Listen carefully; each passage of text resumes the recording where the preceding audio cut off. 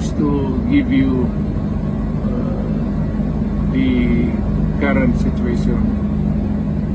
I am about to land sa Hague. Galing ako Dubai.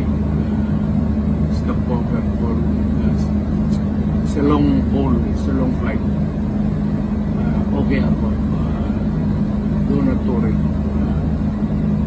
And I think this is something to do with the law and order noon.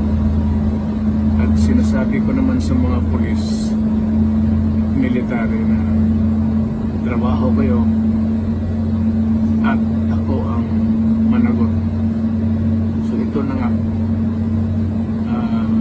for all of the whatever happened in the past, ako na yung nag-front sa ating law enforcement, ating military. Sinabi ko na I will protect you and I will, ako ang managot sa lahat.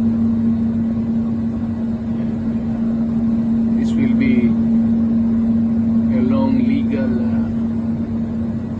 proceedings